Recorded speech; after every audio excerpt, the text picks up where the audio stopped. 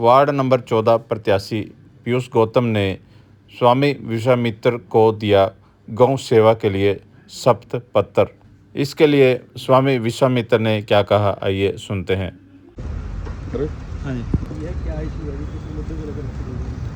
देखिए, हमारा संगठन गोरक्षा परिषद, हमारा एक ही इस चुनाव में संकल्प हुआ कि जो गायें बचाएगा हम उसको लाएंगे, गौ माता को फिर से सम्मान दिलाएंगे। आज जब हम पंचकुला की सड़कों पर निकलते हैं तो कूड़े के ढेर के ऊपर हमारी गौ माता, जिसको हिंदू अपनी माँ कहता है, वो माँ कूड़े के ढेर पर कूड़ा खाती दिखती है, जिसकी वजह से हृदय में पीड़ा होती है। इसलिए हमने संकल्प लिया कि जौन सा कैंडिडेट हमें लिखित में ये वचन देगा कि अपने जीतने के उपरांत कम से कम मैं अपने वार्ड में, अपने क्षेत्र में गौ माता को कूड़े के ढेर पर नहीं रहने दूंगा, हम उसे आशीर्वाद देंगे और जनता से अपील करेंगे कि ऐसे कैंडिडेट को लाएं जो तुम्हारी माँ को बचाने का कार्य करे। सड़कें तो बननी ही हैं, पानी तो आना ही है, सीवरेज तो साफ होना ही है, पर जब तक अपनी माँ ही कूड़े पे बैठी रहेगी तो फिर इस जीवन का भी क्या अर्थ है। इसलिए आज वार्ड नंबर 14 से पीयूष गौतम जी, जो कांग्रेस के कैंडिडेट हैं, उन्होंने हमें ये लिखित में वचन दिया है कि अगर वो इस वार्ड से जीतते हैं तो अपने वार्ड में वो गऊ की सेवा का कार्य करेंगे और एक भी गाय सड़क पर घूमती नजर नहीं आएगी। और इसमें समय सीमा भी दी गई है कि 1 वर्ष के भीतर ये कार्य पूर्ण करना होगा। ये सिर्फ पीयूष गौतम जी के लिए है कि जो अन्य कैंडिडेट बने हैं, जो किसी पार्टी के उनके लिए भी ये सेम? ये किसी भी पार्टी का जो कैंडिडेट है, जैसे हमारे को वार्ड नंबर 5 से आम आदमी पार्टी के कैंडिडेट ने लिखित में दिया है, 20 नंबर वार्ड से भाजपा के कैंडिडेट ने दिया है, मेयर कैंडिडेट बंसल जी ने हमें लिखित में दिया है। तो ये किसी पार्टी विशेष के लिए नहीं है, किसी भी पार्टी का क्यों ना हो, किसी भी मत पंथ का क्यों ना हो, जो गऊ के लिए हमें लिखित में देगा हम उसके साथ खड़े हैं। कोई जब कंपेनिंग हुई थी, कंपेनिंग होने से पहले जब टिकट अनाउंस हुई थी अलग अलग पार्टियों से, तो उस समय क्यों नहीं आपने कदम उठाई? बीच में शायद आपको अभी पता लगा होगा, हम इसको स्टार्टिंग से लेकर चल रहे हैं। क्या आप हर किसी कैंडिडेट से मिले हैं इसके लिए कि वो लिख के दें? हमने इसको मीडिया में दिया है, जिसके पास ये खबर पहुंची है, लोग हमें खुद संपर्क कर रहे हैं। अच्छा, अब तक कितने कैंडिडेट ने लिख के दिया कि हम अभी हमारे को लगभग 5 कैंडिडेट ने लिख कर दिया है और मेयर कैंडिडेट में सिर्फ 1 कैंडिडेट ने दिया, जो बंसल जी। आचार्य जी, यदि आप समर्थन की बात कर रहे हैं, जो कैंडिडेट लिख के देगा आप उसको समर्थन देंगे। यदि किसी वार्ड में 2 या 3 पार्टी के, यदि सब ने लिख के दे दे तो कैसे किस किस को समर्थन देंगे? उसका यह है कि अगर मान लो 5 कैंडिडेट हैं और 5 ने लिख कर दे दिया तो उसमें अपना और अधिक फायदा है। कैसे? 5 में से जो जीतेगा हम उसी से गाय का काम करा सकते हैं। सर, वो जीतने की बात है, उससे पहले की बात कर। सर, चुनावी माहौल है स्वामी जी, क्योंकि चुनावी माहौल में क्या वादे और दावे बड़े बड़े किए जाते हैं। गायें चुनाव के टाइम पे माता बन जाती है, लेकिन वैसे रोड पे मतलब एक्सीडेंट होता है तो कोई उठाने वाला नहीं होता। आपकी बात बिल्कुल सत्य है और मैं उससे बिल्कुल इत्तेफाक रखता हूँ, इसीलिए हम लिखित में ले रहे हैं और समयबद्ध लिखा है कि 1 वर्ष। अगर 1 वर्ष में साइन करने वाला व्यक्ति और जीतता है और नहीं करता तो आप और हम मिलकर फिर उसके अच्छे से उससे पूछेंगे भी, प्रदर्शन भी करेंगे उसके। चलो, ये तो बता दिया आपने जो जीतता है। अगर बाई चांस आपने जो शपथ पत्र लिया है वो जीत नहीं पाता किसी भी रीजन से, तो भी कोई मतलब ऐसा है आपके मतलब एजेंडे में, या मतलब कोई आपने माइंड मेकअप किया हो कि हाँ उसके लिए क्या रहेगा? देखो, अगर वो जीतता नहीं है तो उसके पास वो पावर तो नहीं आएगी कि वो कुछ कर पाए। वो अपने पर्सनल लेवल पर सेवा भाव से अगर कुछ करेगा तो उसका बहुत स्वागत है। इसके अलावा सर, ये तो इलेक्शन की बात है स्वामी जी, अब जैसे लाखों रुपया जो दान में गौशालाओं को दिया जाता है, लेकिन उसके बावजूद भी कोई कार्य नहीं कर पा रहे, तो उसके बारे में कुछ किया है? देखो, लाखों नहीं करोड़ों रुपया सरकार द्वारा हम तो कम ही लेके चल रहे हैं सर। करोड़ों रुपया लोगों सरकार द्वारा गौशालाओं को दिया जाता है। 20 रुपये प्रति गाय प्रतिदिन के हिसाब से देता है। लेकिन गाय का जो खर्च है, क्योंकि मैं स्वयं गौशाला चलाता हूँ, हमारे अजय जी पीयूष जी के पिताजी हैं, वो भी गौशाला चलाते हैं, तो हमें पता है कि गाय का एक दिन का खर्च 70 से 80 रुपया है। हमें सरकार से 20 रुपया मिलता है, जो पहले 4 रुपये ही मिलता था। तो ये भी वैसे तो काबिले तारीफ है कि 4 से 20 हो गया, लेकिन अभी 20 से जैसे मध्य प्रदेश में 40 हो गया अभी कुछ 5-7 दिन पूर्व। तो जो एक्चुअल ज़रूरत है वो 70-80 रुपये के आसपास खर्चा है गाय का। तो आप वार्ड पार्षद की बात कर रहे हैं या मेयर से भी मिले हैं जो कैंडिडेट है यहाँ के? हमारे को जो मेयर कैंडिडेट है, मैं कांग्रेस से भी मिला हूँ और भाजपा से भी मिला हूँ। मैं दोनों के कार्यालय में गया और दोनों को ही निमंत्रण खुले रूप से दिया कि आप हमें लिखित में दीजिए। लेकिन हमारे को बंसल जी की तरफ से पहले संपर्क किया गया और उन्होंने हमें हमारी गौशाला में आकर लिखित में ये वचन दिया। क्या कांग्रेस से लिखे हुए हैं आपको कमीशन? कांग्रेस की तरफ से मेरे को कोई अभी कम्युनिकेशन नहीं हुआ। और अन्य किसी पार्टी? आम आदमी पार्टी के एक कैंडिडेट ने हमें लिखित में दिया, वार्ड नंबर 5। आचार्य जी, यदि ये बात करें तो बीजेपी तो पहले भी उस पे कार्य पे चली है, वादे भी किए हैं, लेकिन फिर भी गौ माता ऐसे सड़कों पर हैं। इसीलिए तो हमें ये लिखित प्रतिज्ञा लेनी पड़ रही है। कहीं ना कहीं कार्य हुआ है लेकिन कार्य अधूरा है, कार्य जी, पूर्ण नहीं हुआ। कार्य प्रारंभ जरूर हुआ है और जब कोई चीज़ प्रारंभ होती है तो वो पूर्णता तक भी पहुंचती है और पूर्णता तक उसको पहुंचाने के लिए हम इसमें प्रयास में लगे। पिछले कार्यकाल की बात करें तो मेयर साहब जो कुलभूषण गोयल थे या पूर्व मेयर हो गए, उन्होंने भी लिख के दिया था, लेकिन गायें आज भी सड़कों पे हैं।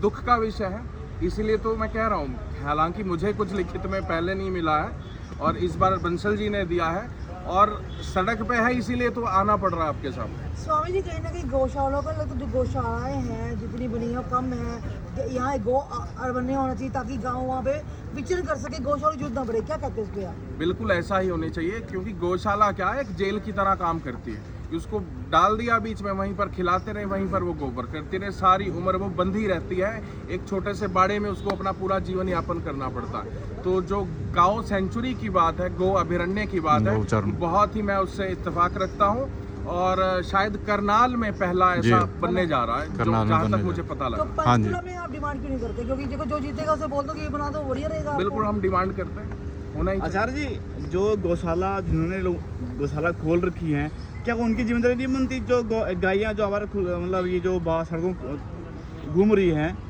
जो गौशाला चल रहे हैं, उनकी जिम्मेदारी नहीं बनती? देखो ऐसा है, और सरकार के ऊपर आरोप लगा रहे हैं या निगम के ऊपर आरोप लगा रहे हैं? आरोप कोई नहीं लगा रहा, आरोप सवाल नहीं तो लगा खड़े कर रहे हैं ना आप। रहा। लेकिन मैं ये कह रहा हूँ कि जो गौशाला वाला है उसकी कैपेसिटी है। मान लो मैं 200 गाय को पाल सकता हूँ, मैं 200 को खिला सकता हूँ। मैं सड़क से उठाकर 500 अपनी गौशाला में ले आऊँ और खिला 200 को सकता हूँ, तो वो गाय मरेगी। इसलिए जो जिसकी कैपेसिटी है वो उसी पे काम कर सकता है। अब बात है कि नई गौशालाएं और बनने की आवश्यकता है, या जैसे माता जी ने कहा कि गांव सेंचुरी की आवश्यकता। तो आप अभी कितनी गायें को मतलब गौशाला आपने बना रखी है, कितने की देखभाल आपकी तरफ से हो रही है? मेरी तरफ से अभी 120 गौ माताओं की सेवा हो रही है, जिसमें सारी की सारी सड़कों से उठाई गई गौ माता है, जिसमें हमारा दूध का कोई व्यापार है। कि आज स्वामी जी ने एक कहा है कि जिनसे साइन कराए हैं जो भी जीतेगा वो गौ के लिए करेगा, तो आपका क्या कहना है इस बार? आप तो खुद गौशाला चला रहे हैं। मैं चाहता हूँ स्वामी विश्वामित्र जी ने जो ये कदम उठाया है ये सराहनीय है, और पंचकुला की भी बात ना करके पूरे हरियाणा, पूरे देश के लोगों को इस बारे में सोचना चाहिए। हरियाणा में भी 587 गौशाला हैं जो कि हरियाणा गवर्नमेंट गौशाला आयोग द्वारा चलाई जा रही है, जिसमें से एक हमारी भी है और एक स्वामी जी की भी है। मैं 152 गौवंश का पालन करता हूँ और बिल्कुल सही कहा कि कैपेसिटी से ज़्यादा जब गवर्नमेंट इस पर दबाव डालती है ना, हमारे ऊपर भी दबाव आता है। डीसी साहब कहते हैं आप इसको 152 से 300 करो, 250 करो, वो तो हम कर सकते हैं, लेकिन उनको खिलाएगा कौन? गौ माता को हम बचाने के बजाय हम तो दूसरी तरफ धकेल रहे हैं। Ajay ji, funds proper government को नहीं आ रहे हैं। बाकी जिसकी जितनी श्रद्धा है वो कर रहा है, बहुत अच्छा है, और लोग भी जुड़े हैं इसमें। ऐसा नहीं है कि हम ही कर रहे हैं, हमारे गौशालाओं को चलाने के लिए भी हमारे आसपास के जो भी जिम्मेदार हैं और जो भी हमारे इसमें जो सहायता करते हैं उन लोगों को उसको चलाया जाता है। तो ये सराहनीय कदम है स्वामी जी द्वारा उठाया हुआ है। मैं तो कह रहा हूँ 20 के 20 वार्ड के लोगों को देना चाहिए। पता नहीं वो क्यों हट रहे हैं पीछे। कहने को तो हम सभी कहते हैं, हिंदू जितने भी हैं सब कहते हैं गाय हमारी माता है, लेकिन कहने में और करने में बहुत फ़र्क है। अभी 4-5 लोगों ने, जैसे स्वामी जी ने बताया है, अच्छी बात है, मैं स्वागत करता हूँ सभी का। और हम तो पिछले 5-6 साल से कार्य में लगे हुए हैं। श्री बांके बिहारी गौशाला हमारी गौशाला का नाम है, और हम तो कर रहे हैं और आगे भी करते रहेंगे। जीत हार देखो किस्मत की बात है, लेकिन हम गौ माता की सेवा पहले से भी कर रहे हैं और आगे भी कर रहे हैं। पीयूष गौतम जी चुनावी मैदान में है, इस तरह का भी रिस्पॉन्स मिल रहा है उनको? देखिए बाकी तो किस्मत की बात है, लेकिन आज तक पीयूष गौतम जी इसमें जीत रहे हैं बाढ़ में, और अच्छे मार्जिन से जीत रहे हैं। इसमें सभी धर्मों के, सभी जातियों के लोग हमारे साथ हैं और बहुत अच्छा कर रहे हैं। जैसे गुग्गाबाड़ी मंदिर को तोड़ा गया था, तो कहीं ना कहीं आपको लगता है कि जो लोग नाराज हैं, बाढ़ के लोग जो नाराज हैं, उसका जो खामियाजा है वो दूसरी सरकार को मिलने को नहीं सकता। मैं देश के लोगों से और पंचकुला के लोगों से और आप लोगों से, आप सभी विद्वान लोग हैं, आपसे पूछना चाहता हूँ, क्या हिंदू धर्म में ये चीज़ ठीक है कि मंदिरों को तोड़ना? अगर मंदिरों को वो तोड़ रहे हैं तो खामियाजा उनको भुगतना पड़ेगा। भारतीय जनता पार्टी द्वारा गुग्गामाड़ी का मंदिर महेशपुर, जो कि वार्ड नंबर 14 के अंदर आता है, उसको तोड़ा गया है। रात भी उनको धमकी दी गई है वहाँ के, अभी मैं मिल के आया हूँ, नोटिस जारी किए कि 2-3 दिन में आप अपनी मूर्तियाँ हटा लीजिए, नहीं तो हम उसको साफ करवा देंगे जेसीबी करवा के। भारतीय जनता पार्टी द्वारा उनको थ्रेट किया गया है। गाँव में एक बहुत ही अजीब माहौल है, लोग डरे हुए हैं, सहमे हुए हैं। देखिए श्रद्धा भाव से मंदिर बनाए जाते हैं, अगर उनको आप तोड़ोगे, अगर आपको वोट नहीं मिल रही वहाँ से, तो आप उसको तोड़ने का इंतजाम जो करा रहे हो, थ्रेट करके नहीं वोट लेना चाह रहे हो, तो लोकतंत्र की हत्या सीधी। तो ऐसा नहीं करना चाहिए। वोट अलग चीज़ है, हारना जीतना अलग चीज़ है, लेकिन मंदिर का सम्मान हिंदुओं में सबसे ज़्यादा है और करना भी चाहिए। जो ऐसा नहीं कर रहा है, परमात्मा देखेगा उसको, जनता देखेगी, अपने आप भुगतेंगे, हम क्या कर सकते हैं।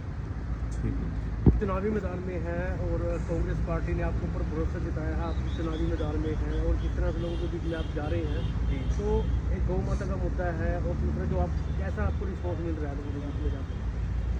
जनता से हमें बहुत प्यार मिल रहा है, जनता हमारा समर्थन कर रही है। जो पुराने जितने भी एमसी साहब थे, तो जनता उनके से खुश नहीं है, जो भी उन्होंने काम करे।